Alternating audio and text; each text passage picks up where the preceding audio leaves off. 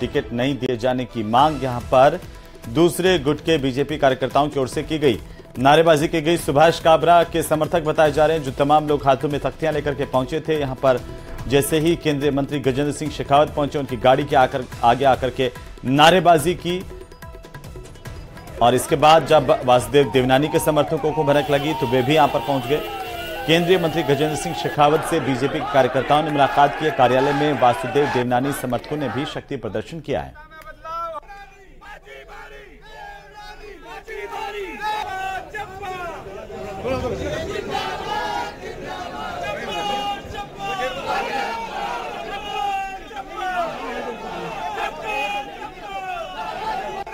वहीं विधानसभा चुनाव से पहले भाजपा उम्मीदवारों के टिकट बंटवारे पर केंद्रीय मंत्री गजेंद्र सिंह शेखावत ने बयान दिया। कहा कि यह प्रक्रिया सभी राजनीतिक दलों में सामान्य और स्वाभाविक है।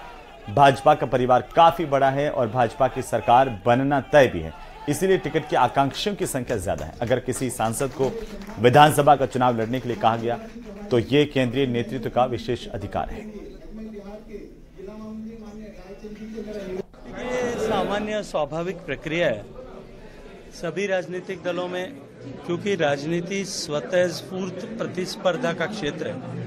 कार्यकर्ता अपनी आकांक्षा, अपेक्षा, महत्वाकांक्षा को लेकर के सभी राजनीतिक दलों में इस तरह के प्रयास करते हैं और टिकट मिलने के बाद में स्वाभाविक प्रतिक्रिया परिवार में आती हैं।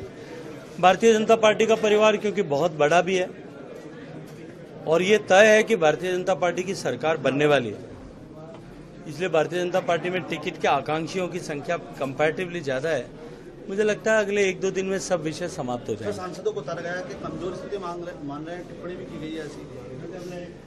देखिए, भारतीय जनता पार्टी प्रचंड बहुमत के साथ में सरकार में आने वाली है। ये केंद्रीय नेतृत्व का, ये उनका प्रेरोगेटिव है कि कौन व्यक्ति किस भूमिका में काम करे। अगर किसी सांसद को किसी विधानसभा का चुनाव लड़ने के लिए कहा गया है तो ये केंद्रीय नेतृत्व का विशेषाधिकार है। उन्होंने उम्मीदवारों की पहली लिस्ट जारी होने के बाद बीजेपी में टिकट वितरण को लेकर कलह का दौर शुरू हो गया है। यहां पर सीकर की फतेहपुर विधानसभा सीट पर श्रवण चौधरी को टिकट देने का विरोध हो रहा है और इस फैसले के विरोध में पूर्व पालिका के अध्यक्ष मधुसूदन भिंडा ने अपने समर्थकों के साथ एक बैठक की, जिसमें इस फैसले को बदलने की मांग पार्टी से की गई है। बैठक में 16 अक्टूबर को एक बड़ी सभा के आयोजन का भी ऐलान किया गया भिंडा की तरफ से। और कार्यकर्ताओं को संबोधित करते हुए मधुसूदन भिंडा ने कहा कि जयपुर में बैठे नेताओं ने गलती की और इस गलती का एहसास उन्हें होना चाहिए।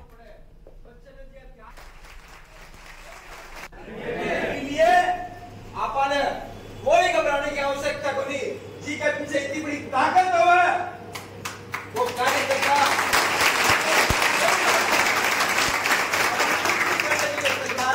बंधुओं, या तो 16 तारीख है या 17 तारीख है, आपने दिया समय मिले वो स्थान भी बता के जाओ वो और विस्तार कर पाए।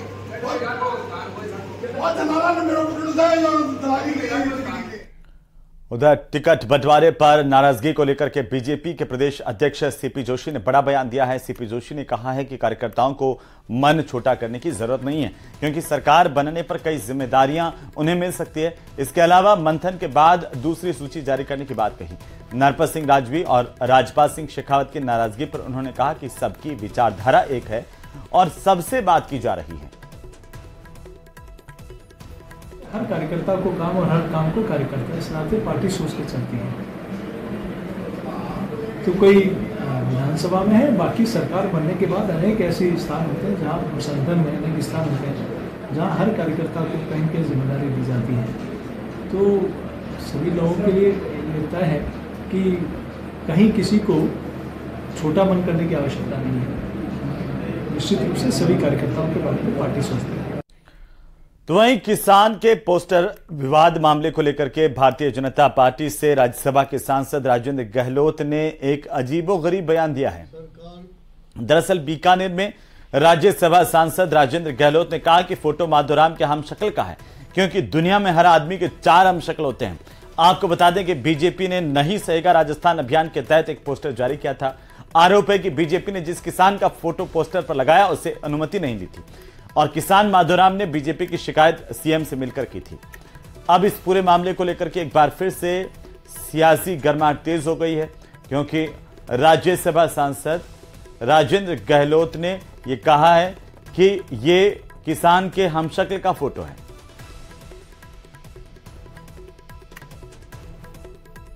मेरे सिकल के 4 आदमी मिल जाएंगे आपको। मतलब आप क्लोन मान के चल रहे हो उसके क्लोन मान रहे हो आप? चार मिल जाएंगे, उससे क्या लेना देना होगा? ऐसा ही ये प्रेस वालों की गलती, प्रेस वालों की गलती होगी। होता है कभी प्रेस में। मेरा और पुष्प जैन हमारे मैं बता रहा हूँ ना, हमारे पाली के बल्कि सांसद रहे पुष्प जैन, उनकी और मेरी, मैं सदन में जब गया तो मुझे कहा पुष्प जी कहाँ से आ गए? मैंने कहा ये क्या बात? फिर मैं पुष्प जी और हम जब आपने सामने जाते थे एक सी शिकल दिखती, हमारे बाल हमारा नक्शा एक से ही है, तो उससे क्या हो गया? डुप्लीकेट तो होते ही आदमी, डबल रोल के आदमी तो होते ही है, वो डबल रोल का वही लग गया होगा, उससे क्या लेना देना? इतना बड़ा भूल रहे हैं कि 19,000 लोगों की सदन के पटल पे रखा किसानों की जमीन कूड़े कुई है वो। चलिए आगे बढ़ेंगे और इसी बीच दिल्ली से बड़ी खबर मिल रही है। राजस्थान कांग्रेस में टिकटों को लेकर के कवायद तेज हो गई है। मंत्री महेश जोशी ने मधुसूदन मिस्त्री से मुलाकात की है। आरटीडीसी के चेयरमैन धर्मेंद्र राठौड़ भी मिस्त्री से मिलने के लिए पहुंचे थे। 25 सितंबर की घटना को लेकर के नोटिस दिया था। दोनों नेताओं को कांग्रेस ने अनुशासनहीनता का नोटिस थमाया था। दोनों नेता अब चुनाव लड़ना चाहते हैं और अपनी बात रखने के लिए मधुसूदन मिस्त्री से मिलने के लिए पहुंचे थे। ज्यादा जानकारी के साथ सहयोगी लखवीर सिंह शेखावत हमारे साथ फोन लाइन पर दिल्ली से। लखवीर, क्या जानकारी है? बड़ी मुलाकातें हो रही हैं, चाहे महेश जोशी की बात करें मधुसूदन मिस्त्री के साथ या धर्मेंद्र राठौड़ की मुलाकात की बात करें मधुसूदन मिस्त्री के साथ, क्या मायने हैं इनके? जी बिल्कुल हेमंत, देखिए राजस्थान कांग्रेस में टिकट वितरण को लेकर कवायद तेज है, क्योंकि प्रदेश चुनाव समिति की बैठक होनी है, उसके बाद स्क्रीनिंग कमेटी की बैठक होगी और फिर दिल्ली में चुनाव समिति की बैठक होगी। ऐसे में अब लगातार जो टिकटार्थी हैं उनमें भी काफी उत्साह है, क्योंकि भारतीय जनता पार्टी ने 41 लोगों को टिकट दे दी है। ऐसे में कांग्रेस पार्टी के जो तमाम नेता हैं वो अपनी अपनी पेशकश में जुट गए हैं और अपनी तरफ से तमाम प्रयास कर रहे हैं। आज दिल्ली में मधुसूदन मिस्त्री के जो एआईसीसी स्थित उनका जो कार्यालय है वहां पर सुबह से ही राजस्थान से आने वाले टिकटार्थियों का जमावड़ा लगा हुआ है। लगातार लोग मुलाकात कर रहे हैं, लेकिन मंत्री महेश जोशी और आरटीडीसी चेयरमैन धर्मेंद्र राठौड़ की मुलाकात करना राजनीतिक गलियारों में काफी सियासी चर्चाओं को पैदा करता है, क्योंकि इन दोनों नेताओं को 25 सितंबर की घटना का कसूरवार मानकर अनुशासनहीनता का नोटिस पार्टी दे चुकी है। ऐसे में ये दोनों नेता आज मधुसूदन मिस्त्री से मिले हैं और शीर्ष नेताओं से भी मिलेंगे, ताकि वो मामला तो सुलटे ही, इसके साथ ही इन दोनों नेताओं को टिकट दी जाए, क्योंकि दोनों नेता लगातार टिकट की दावेदारी कर रहे हैं। महत्वपूर्ण बात यह भी है कि अगले 2 दिनों में इन दोनों नेताओं को दोष मुक्त मानते हुए एक नोटिस और आदेश भी जारी हो सकता है एआईसीसी की तरफ से, क्योंकि इन 3 नेताओं पर कार्रवाई करते हुए अनुशासनहीनता का नोटिस दिया गया था, जिसमें मंत्री महेश जोशी, मंत्री शांति धारीवाल और आरटीडीसी चेयरमैन धर्मेंद्र राठौड़ शामिल थे। पार्टी ने कसूरवार माना था इन तीनों नेताओं को, क्योंकि ये तीनों नेता उन तमाम पेशकशों में शामिल थे जिन्होंने की मंत्री शांति धारीवाल के आवास पर तमाम विधायकों को इकट्ठा किया था 25 सितंबर को, जो कि आलाकमान को चैलेंज करने वाला इंसिडेंट पायलट गुट की तरफ से बताया गया। बिल्कुल, नजर बनाए रखिए, अपडेट हम आपसे लेते रहेंगे। बहरहाल बहुत शुक्रिया तमाम जानकारी के लिए। उधर टोंक जिले की देवली उनियारा सीट से बीजेपी के प्रत्याशी विजय बैंसला टोंक पहुंचे और अभी छोटी मोटी मीटिंगों के जरिए बैंसला लोगों से मुलाकात करते हुए नजर आए। वहीं देवली उनियारा में बैंसला का विरोध लगातार हो रहा है और ऐसे में विरोध कम होने के बाद क्षेत्र में प्रचार के लिए जाएंगे, ऐसा विजय बैंसला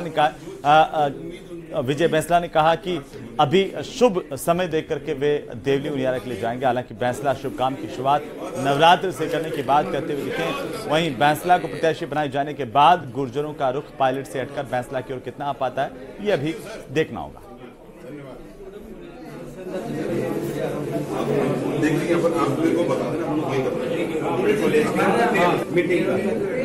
बिल्कुल बच चुका है और बीजेपी ने पहली प्रत्याशियों की घोषणा के बाद टोंक जिले की देवली उनियारा सीट से प्रत्याशी बनाया विजय बैंसला को। विजय बैंसला अभी टोंक है और इनसे बात करने की कोशिश कर रहे हैं। सबसे पहली प्रतिक्रिया, कितने आश्वस्त हैं और क्या तैयारियां?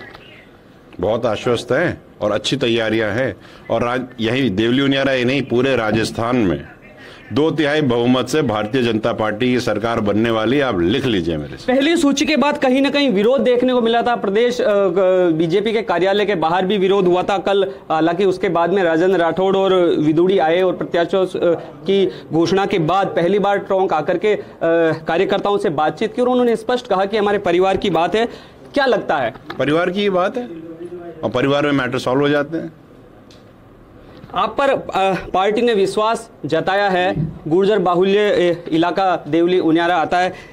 क्या कुछ रणनीति आपकी ओर से आपकी विधानसभा के अलावा और भी यानी आसपास की विधानसभा क्षेत्र कितना प्रभाव पड़ने वाला है? देवली उनियारा विधानसभा में केवल एक ही जाति के मत नहीं है, हर जाति के मत है और सब जातियों को हम ये विश्वास दिलाते हैं कि आपका 360 डिग्री विकास होगा।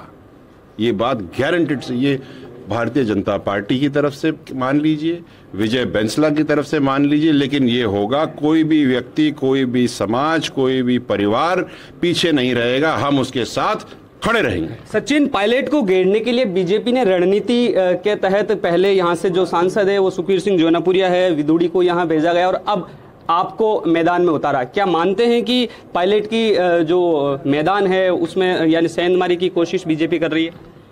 यहाँ तो ये राजस्थान का मैदान है साहब। राजस्थान में सब लोग आएंगे और अपना प्रतिनिधित्व देंगे। जौनापुरिया जी माननीय सांसद हैं, पहली बार के नहीं, दूसरी बार के हैं। 9 साल करीब उनको हो गए, तो कोई नई बात तो है नहीं। रही बात विदुड़ी जी की, तो वो तो पहले भी आए हुए राजस्थान में, उन्होंने चुनाव कराए हैं और मैं यहाँ पर, मैंने भारतीय जनता पार्टी ज्वाइन करी थी 2019 में और उसके बाद ये पहला चुनाव आया जिसमें मैं आया हूँ, तो उसमें कोई बड़ी बात है नहीं। सचिन पायलट की मुश्किलें कितनी कम या ज्यादा आप मानते हैं टोंक में? देखिए, ये व्यक्ति विशेष से ही पूछो साहब, मैं क्या पार्टी की विशेष से बात करें तो कांग्रेस के लिहाज से सचिन पायलट कितने मजबूत है या कितने कमजोर है टोंक में? तो कांग्रेस बताएगी भाई साहब, मैं क्या बताऊंगा। हाँ, ये बात जरूर बताऊंगा, 2/3 मोहब्बत से राजस्थान में बीजेपी की सरकार बनेगी। इस चीज को ध्यान में रखते हुए कांग्रेस के पर हिल रहे। टक्कर आपकी कांग्रेस से है, हरीश मीणा वहां से विधायक है। हालांकि किस तरह का माहौल आपको वहां, क्योंकि अभी आप वहां गए नहीं है? देखिए, ऐसा नहीं है कि हम गए नहीं है, हम तो पूरे राजस्थान में घूमते आ रहे हैं। हाँ, टिकट आने के बाद अभी वो श्राद्ध के चलते हम वहां पहुंचे नहीं है, लेकिन हम तो चलिए आगे बढ़ेंगे। और इसी बीच श्रीगंगानगर से बड़ी खबर है। उपनेता प्रतिपक्ष सतीश पूनिया के कार्यक्रम में हंगामा होने की जानकारी मिल रही है। बड़ी और अहम जानकारी इस वक्त की श्रीगंगानगर से सबसे पहले सबसे तेज न्यूज 18 राजस्थान पर पल पल की अपडेट हम आपको बता रहे हैं। श्रीगंगानगर से सबसे बड़ी खबर आ रही है। बींज बायला में कार्यक्रम के दौरान भारी हंगामा हुआ है। सतीश पूनिया की मौजूदगी में भारी हंगामा होने की खबर मिल रही है। पृथ्वीपाल संधू को टिकट मिलने के संदेह पर हंगामा हुआ है। स्टेज के पास पूर्व मंत्री सुरेंद्र पाल सिंह पीटी के समर्थक पहुंच गए। कई बीजेपी के कार्यकर्ता आपस में कार्यक्रम में उलझे, तू में भी हुई है, एक दूसरे के खिलाफ नारेबाजी भी हुई है। पृथ्वीपाल सिंह को भाजपा की टिकट दिया तो ये विरोध करेंगे। सतीश पूनिया की समझाइश के बावजूद कार्यकर्ता यहां पर हंगामा करते दिखाई दिए। श्रीगंगानगर की तस्वीरें देखिए। सतीश पूनिया के कार्यक्रम में हंगामा हुआ है। सबसे पहले सबसे तेज आपको बता दें, न्यूज 18 राजस्थान पर ये तस्वीरें देख रहे हैं। हंगामे की तस्वीरें जहां पर पृथ्वीपाल संधू को टिकट मिलने के संदेह पर हंगामा किया गया है।